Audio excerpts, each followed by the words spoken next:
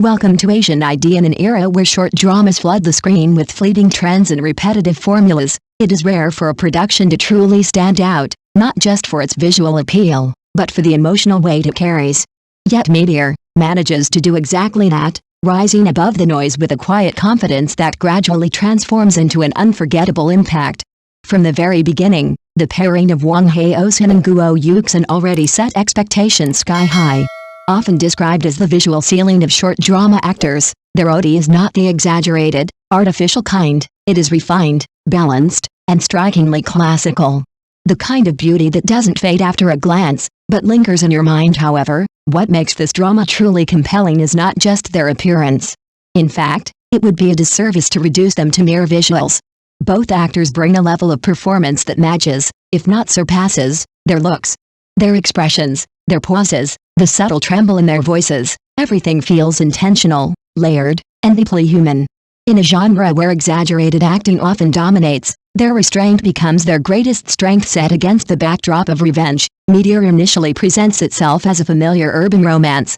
A story of calculated moves, hidden agendas, and emotional manipulation. The kind of narrative where love is often just another weapon. But as the story unfolds, it becomes clear that this is not just about revenge, it is about the fragile line between intention and emotion. The characters are not perfect. They carry scars, secrets, and motives that are far from pure. And yet, that is precisely what makes them real. The pacing of the drama deserves special mention. It is sharp, almost surgical. Every scene serves its purpose, every interaction pushes the story forward. There is no wasted moment. The tension builds not through loud confrontations, but through quiet, suffocating silences. The push and pull between the leads, what many would call emotional tug-of-war, is executed with remarkable precision.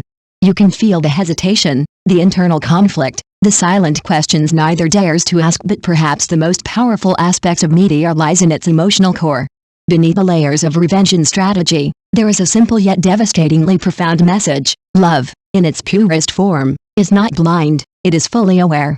It sees the flaws, the darkness, the hidden motives, and chooses to stay anyway. I know everything about you, your past, your intentions, even the parts you wish to hide.